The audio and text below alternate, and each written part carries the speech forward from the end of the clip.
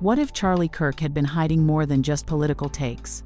What if his final notebooks, encrypted messages, and sealed video diaries hinted at something far bigger, something international? When Candace Owens got her hands on Charlie's private files, she didn't expect a name to pop up again and again. Brigitte Macron. Not Joe Biden. Not Kamala.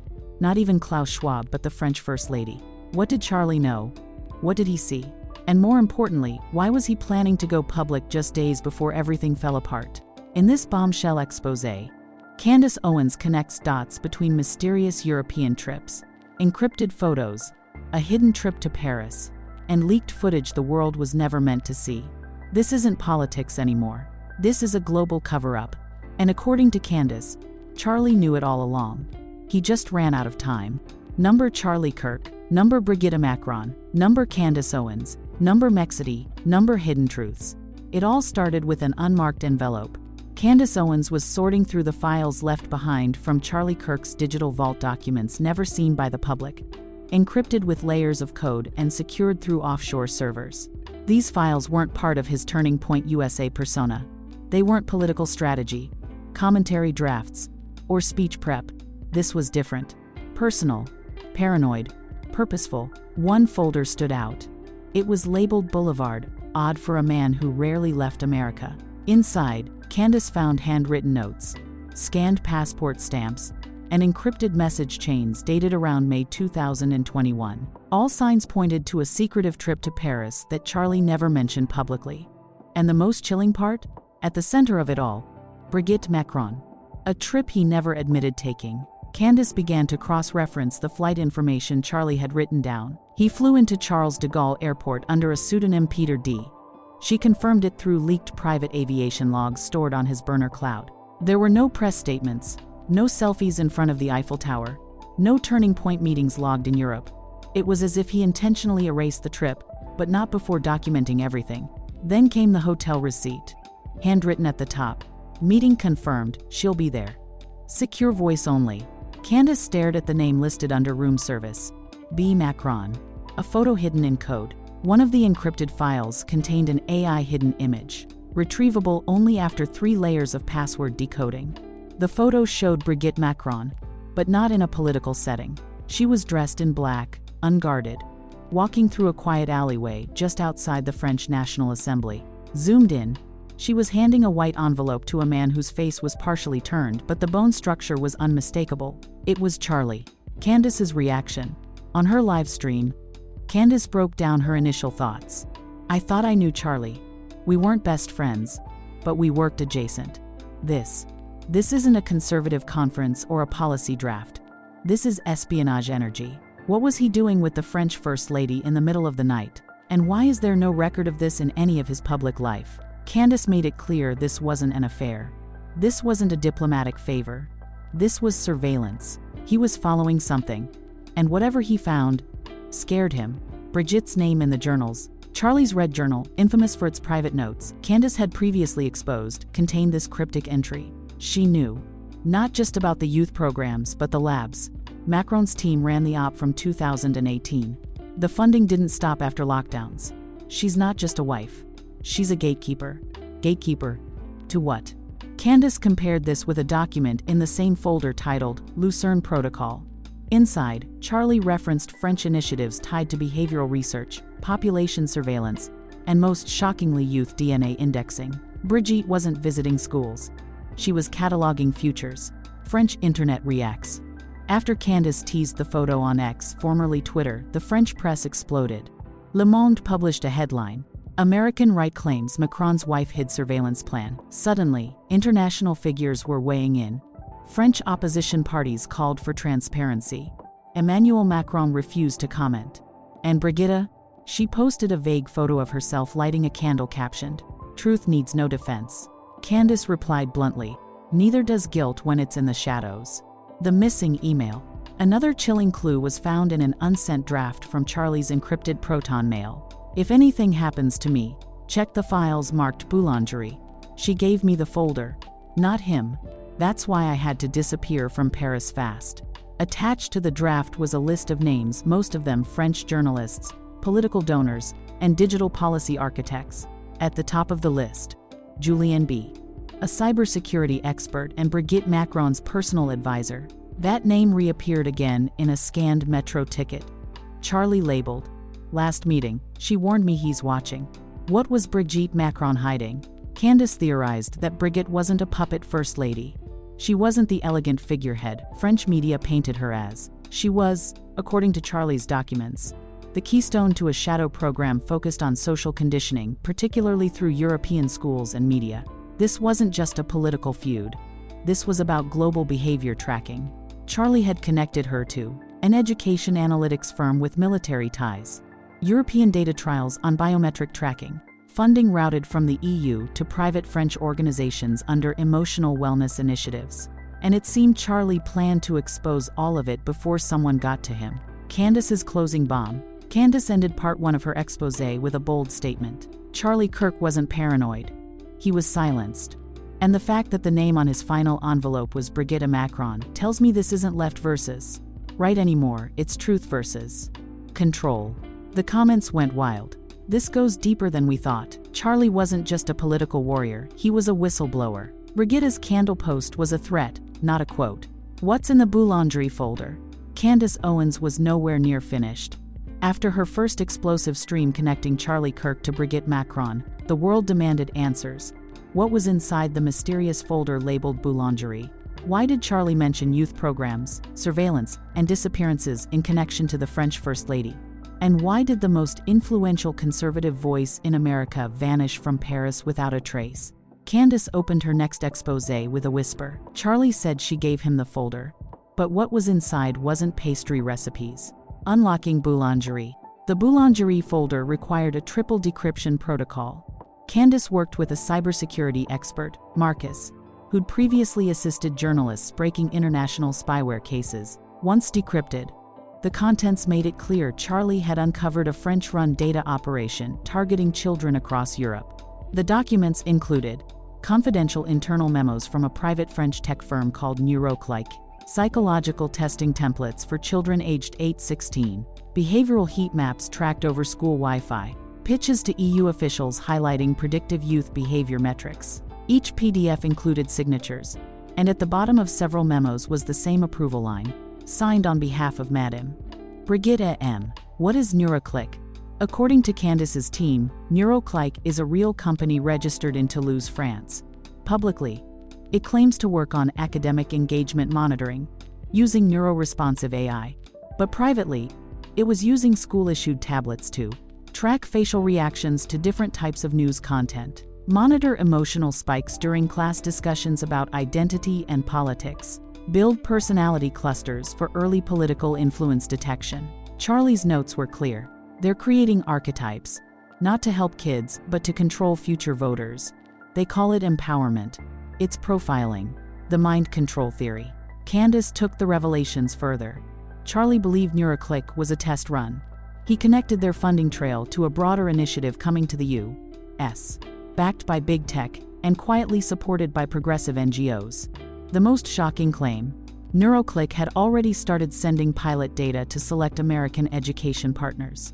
Charlie's emails showed he had contacted 2 conservative senators with the subject line, "France is watching, and they're teaching Google how."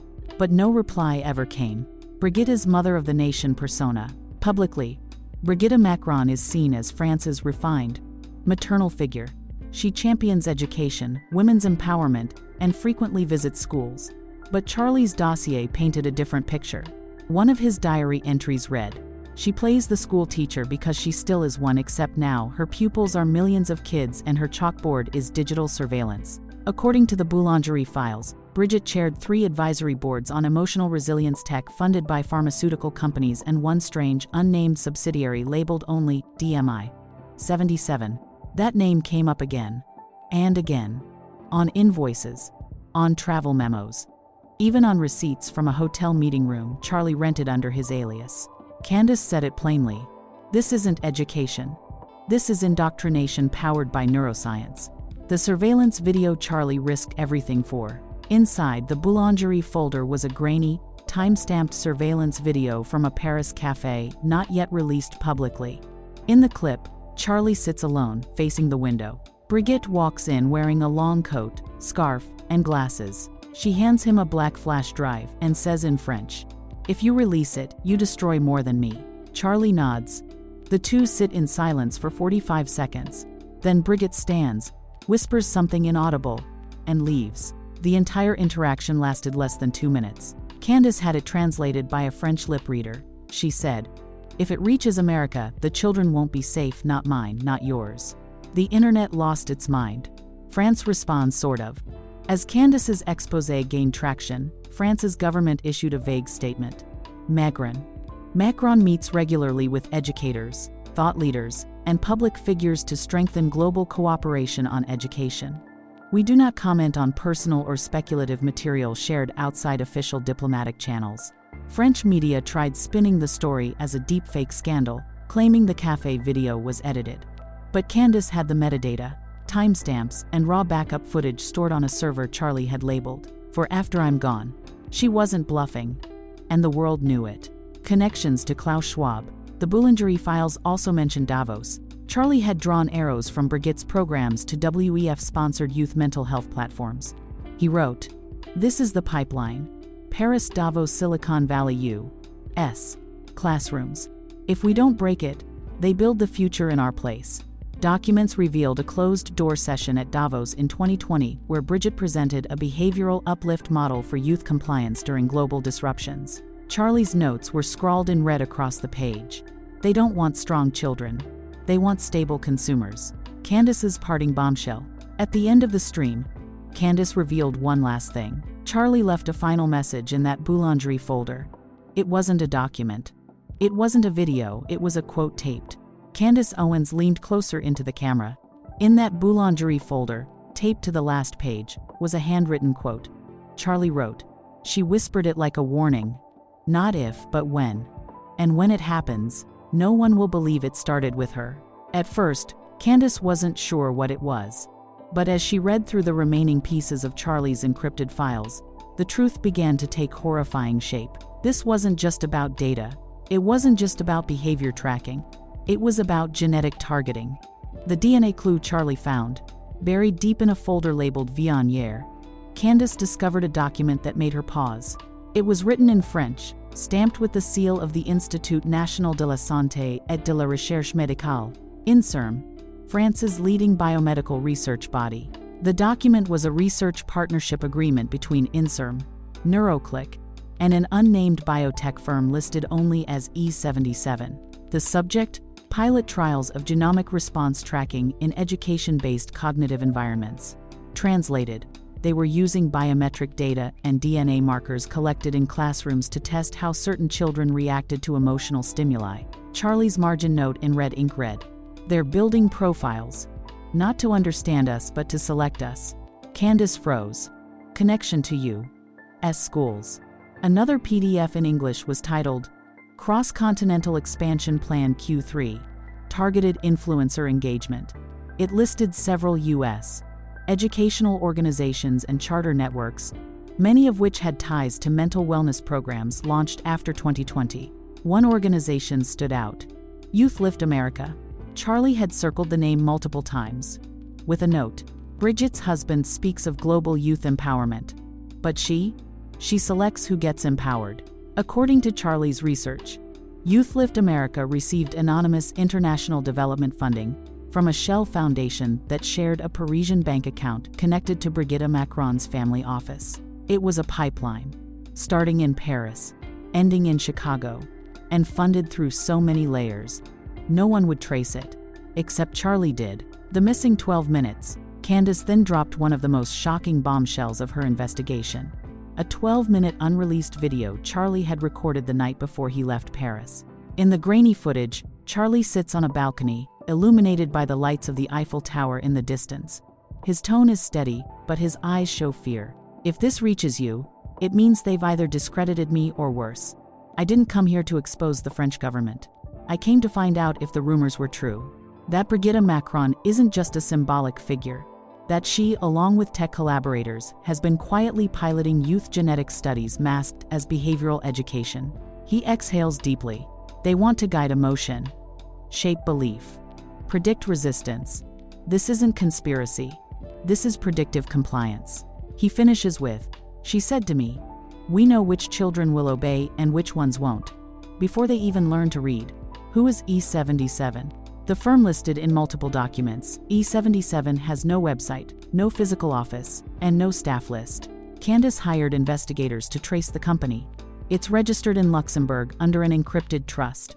The mailing address links to a law firm that's previously worked with French Ministry of Health, European Research Council, and an international pharmaceutical company involved in CRISPR trials. Charlie's notes included a symbol, a double helix with 2 horizontal bars, and the words, E77. Not a lab, a filter. He suspected that E77 wasn't conducting research. It was filtering which data got shared publicly and which children were flagged silently. The resist list. Then came what Candace calls the most disturbing file of all. It was titled Category R, Psychological Risk Profiles. It was a database. Each entry included a random identifier, age, region, reaction score to authority challenges, empathy response to institutional figures, predictive emotional resistance modeling, and next to many of these names was a red R in brackets, According to the metadata, these were children deemed resistant to emotional conformity. In other words, those least likely to obey structured political messaging as they aged. Charlie's note, Category R kids don't just get ignored, they get redirected, reassigned, or removed. Candace confronts Macron supporters. As pressure grew, Candace took her findings to French journalists, asking for statements from Brigitte Macron's press team. No official response came, but several Macron allies issued subtle statements. One senator tweeted, "The future requires courage. Not everyone will understand it." Another Macron-aligned education advisor said in an interview, "There is no program targeting children, only programs guiding them toward healthy belief structures." Candace responded live, "You don't guide children. You love them. You raise them. You don't design them like products." TikTok teens wake up. The story exploded on Gen Z platforms. Young influencers began creating content titled, "Was I Category R? Is France building perfect kids?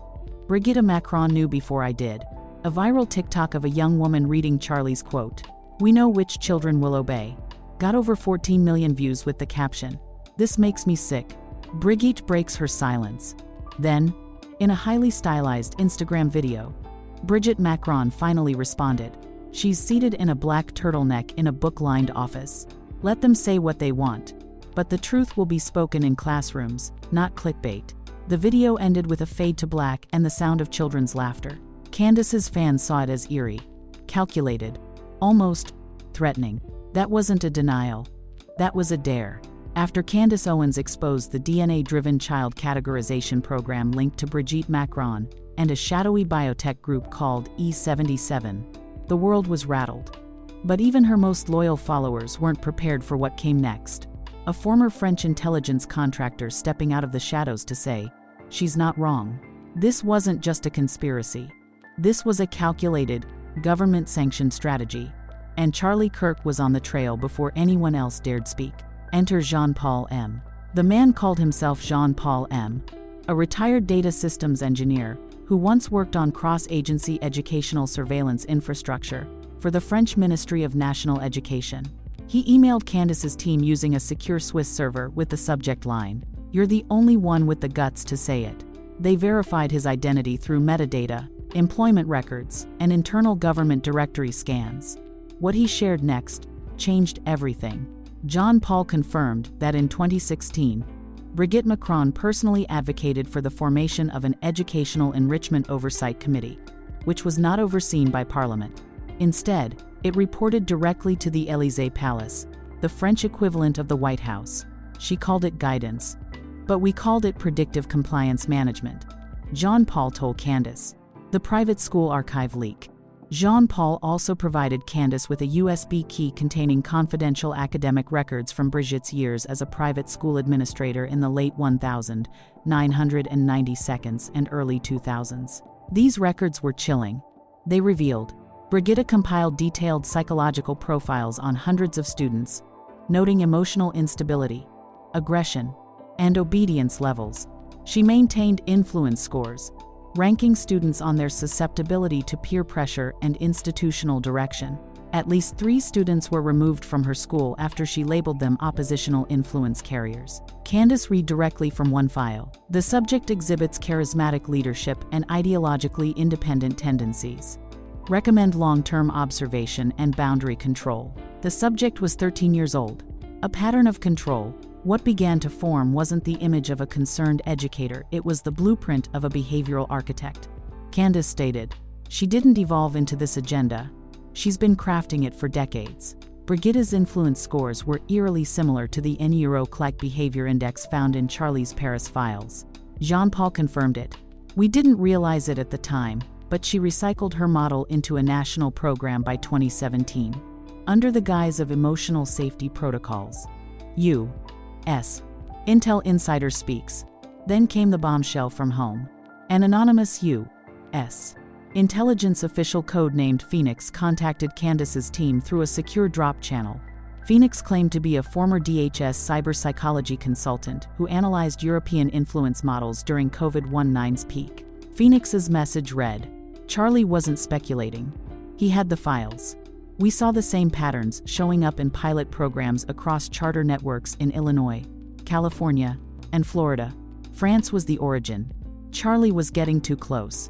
Phoenix provided internal memos discussing external modeling partners from the EU and non-public behavior tracking prototypes approved for trial. At the bottom of one DHS memo, reviewed in partnership with International Education Envoy, F.L. Macron. Brigitte's full name, Brigitte Marie-Claude Macron, formerly Trognu. France goes into panic mode. As Candace released these revelations across her platforms, French social media imploded. Thousands began posting under the hashtag, "Number les enfants ne sont pas des tests. The children are not experiments." Prominent French journalists began demanding Brigitte Macron face a public hearing. Several European Parliament members released a joint statement.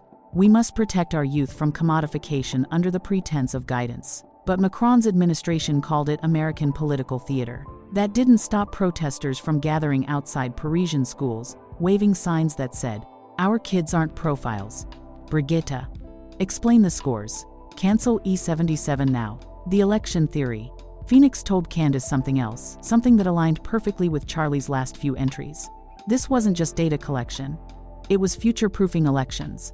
By mapping psychological behavior and emotional responses from childhood, governments could forecast political leanings before voting age and influence civic behavior long-term. Charlie had suspected this. His note from 2022 read, "They aren't stealing elections. They're programming voters years before they cast a ballot." Candace put it bluntly, "The French didn't rig votes. They rigged minds." The Brigitte school's speech gone viral. In the middle of the firestorm, a decades-old video surfaced. Brigitte was speaking at a youth education summit in 2003. Her quote stunned the world. "The best way to shape a peaceful society is to engage the mind before the ego forms. Capture them before they learn rebellion, and you ensure unity forever." Some called it inspiring. Others saw chilling undertones. Candace replayed it on stream. She didn't want unity. She wanted conformity. Charlie's final password revealed. One final twist. Charlie had stored his last encrypted folder behind a 7-word passphrase. After weeks of trying, Candace cracked it using one of Charlie's handwritten bookmarks. The phrase, "They know before you know yourself." Inside that final file, a list of 26 American organizations that had met with French representatives under child empowerment initiatives. Every one of them received Neuroclick data reports. Candace Owens had faced public backlash before, but this was different. The moment she dropped part 4 of her exposé on Charlie Kirk's connection to Brigitte Macron and the buried predictive compliance data programs, things got personal. She was being watched. Not just online, but offline. Charlie's erasure begins. Candace's subscribers began reporting something terrifying. When they searched Charlie Kirk France trip 2021, Google autocomplete no longer showed relevant terms. Even archive sites like Wayback Machine had certain Paris-based images suddenly missing. Several of Charlie's podcasts recorded around that time had mysteriously disappeared from streaming platforms. One Redditor posted, "I remember a Turning Point Live Q&A where Charlie dodged a question about Macron's wife. Now, I can't find it anywhere. It's like someone wiped it." Others echoed the same. Why is everything from May 2021 digitally scrubbed? This feels like a stealth takedown. Candace confronted it directly. They're trying to bury him again. Not just his death. Now his voice. Threats from above. Then came the encrypted email. Sent to Candace's media team from a masked account traced to an IP address in Brussels. The message was only one sentence long. Some stories are better left in journals, not in broadcasts. Attached was an image of Charlie's passport, marked void, in bold red letters, across a background of the Eiffel Tower in flames. Her team took it seriously. Candace increased her personal security, disabled location tags, and stopped live streaming from real-time locations. I wasn't paranoid, she told her audience. I was a target. And so was Charlie. The Brigitte Macron diary leak. And then came the twist no one saw coming. A former palace staffer codenamed Marianne X contacted Candace with a PDF scan of what she claimed was Brigitte Macron's personal journal spanning 2007 to 2016. She said she stole the diary years ago out of fear for what she was seeing behind closed doors. The first few pages were innocuous fashion thoughts. Thoughts on her husband's early political rise. But then came entries labeled Section R. Brigitte wrote, Section R continues to expand. The children selected show early indicators. Those who deviate will be quietly redirected. As agreed. The advisors from Luxembourg confirm this is the right strategy. Another line read, We must avoid the American mistake freedom of thought before emotional obedience. France must succeed where others failed. Candace couldn't believe it. But the handwriting matched authenticated samples. Cross-reference dates aligned with French government decisions on educational policy. Journal entry that named Charlie. Buried near the back of the journal was a 2019 entry. Written weeks before Charlie's rumored trip to Europe. One of the American agitators grows louder. Charles K. His organization is disruptive, but the child in him is traceable. If contact occurs, we'll assess whether redirection or absorption is possible. The Americans love rebels, but they fear orphans. Candace nearly dropped her tablet. She knew him. She didn't just hear his name. She strategized around his soul. She called him a child and an orphan. Internet detectives quickly noted. Charlie lost his father at a young age and often spoke about finding purpose through that trauma. This wasn't politics. This was targeted psychological profiling based on grief. The absorption theory. A recurring word in Brigitte's journal. Absorption. Candace's team believes this referred to her strategy of consuming vocal dissidents through co-option, neutralization, or public implosion. In another entry, the girl from New York was absorbed. She now speaks their language. Influence, not silencing, is the true leash. Speculation immediately ran wild that this was a reference to a known conservative influencer who made a dramatic pivot in tone and vanished from the political stage around 2020. This is what Charlie feared, Candace warned. That instead of silencing us, they'd seduce us into silence. The blacklist.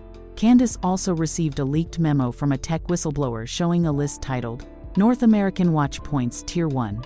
Names included Charlie Kirk, Candace Owens, Tucker Carlson, Jack Posobiec, Laura Loomer, Dan Bongino. Each name had 2 columns, resistance score and absorption probability. Charlie's score, resistance, 9.8, 10. Absorption, 0.210. Final note, unlikely candidate. Escalate observation. Candace's own entry had 7.3 resistance, 2.8 absorption. Monitor for shift. This was a digital kill list, she told her followers. Not to assassinate our bodies, but to erase our voices. Number cancel Brigitte explodes globally. As the diary scans hit the internet, TikTok and X lit up with hashtags like number cancel Brigitte, number free the children, number she knew about Charlie, number Charlie tried to warn us. Conservative, liberal, and even centrist voices started calling for an independent European tribunal to investigate France's role in potential data manipulation and influence architecture. A viral post read, Charlie Kirk was right, and they erased him before we could hear it. The final map. The last folder Charlie encrypted before his disappearance contained a world map overlaid with red, blue, and white dots. Each dot represented a school, community center, or youth wellness institute, linked to European behavioral programs. The red dots were marked active. The blue dots were marked influenced. The white dots were marked planned. Candace highlighted, there are over 40 white dots in the United States. These aren't just schools. They're future mine sites. At the bottom of the map was Charlie's final scribble. The revolution won't start with politicians. It'll start with the children they're trying to design. The floodgates had burst. With Brigitte Macron's alleged journal leaked, Charlie Kirk's name reappearing on the global stage, and whispers of mine sites and DNA-influenced programs going viral, Candace Owens declared it was time. Not for another exposé. Not for a thread. But for a movement. She called it the recall. We don't need another hashtag. We need a digital declaration, Candace said. Charlie tried to warn us. Now we shout what he couldn't. The recall goes live. On February 15th, Candace launched the recall, a live stream viewed by over 15 million people within the first 48 hours. It was more than a video, it was a challenge to every parent, educator, and student across the globe. Recall the truth. Recall the moments they erased. Recall the instincts they told you were conspiracies. Recall Charlie. She released the map Charlie had compiled, showing the influence sites across the U.S. and Europe, and said, "These aren't schools. These are design labs for docile generations." A global awakening. Within 72 hours, 60-plus schools in Europe received FOIA-like requests from parents. Over 300,000 students downloaded recall packs, detailing how to check if their schools had partnered with NeuroClike or similar behavioral tracking groups. Teachers across the U.S. began leaking their internal compliance training documents to independent journalists. A viral video surfaced of a 9th-grade teacher in Belgium holding a school-issued tablet and saying, "We were told it tracked progress, but I now see it tracked emotional variance." French students protested outside the Ministry of Education chanting, "Nous ne sommes pas des projets."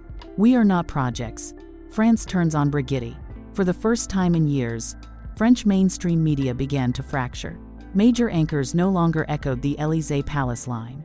Instead, primetime interviews featured Jean-Paul M., the whistleblower engineer, former students from Brigitte's school years, digital forensics experts confirming the legitimacy of the E77 data trails. The daily newspaper Le Parisien published the front-page headline, "Madame Macron, une vérité inacceptable. Madame Macron, an unacceptable truth." French President Emmanuel Macron tried damage control. He issued a national address. "My wife has served this country with integrity. These rumors are designed to destabilize our democracy." But his words fell flat. Candace releases Charlie's final message. Then came the moment that silenced even the skeptics. Candace had saved Charlie's final recorded message for the climax of her investigation. It was a never-before-seen 9-minute video, filmed 2 days before he left Paris. Charlie sat on a bench overlooking the Seine. He looked exhausted, worn, but determined. "I came here because something felt off." The speeches, the smiles, the silence behind all of it. Brigitte is not the threat. She's the symbol of a threat, the proof that when data is used to profile emotion, liberty dies quietly. He paused, then looked directly at the camera. "I know this video may not survive, but if you're seeing it, I ask one thing. Don't fight for me. Fight for the kids whose minds they haven't touched yet." The video ended with one word: recall. Candace defies global pressure. In the days that followed, Candace's accounts were flagged repeatedly. Instagram tried shadow banning the number. Recall Charlie hashtag. YouTube issued community violation warnings. Mainstream outlets accused her of spreading international disinformation, but her fans were louder. Backup channels, private servers, and crypto-backed forums preserved every file, every document, every whisper Charlie had left behind. "This isn't a conspiracy," she shouted in a post flagged live. "It's a cover-up. And the only reason I'm still standing is because you're still watching." Public petition demands investigation. Within 1 week, over 2.1 million signatures were collected demanding an EU-wide investigation into educational surveillance, a forensic audit of all NeuroClick-linked youth programs, full disclosure from the French government regarding Brigitte Macron's private committee activity, posthumous recognition of Charlie Kirk's findings as whistleblower contributions. American congressmen began echoing the demand. Even some European Parliament members joined the cry. The archive drop. To ensure this could never be erased again, Candace did what Charlie would have wanted. She released the Kirk archives, a full open-source data dump of every encrypted file, voice memo, and journal entry left behind. "If I go down, this stays up," she said. forever.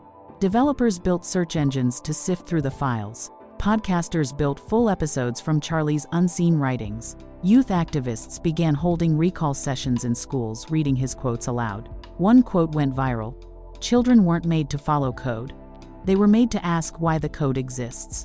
A legacy reclaimed age. As the movement grew, Charlie's name transformed from controversial figure to martyr for digital liberty. A mural went up in Austin, Texas, showing Charlie with a flame in one hand and a child's silhouette in the other. Underneath it read, "He tried to warn us." Brigitte Macron. She stopped appearing in public.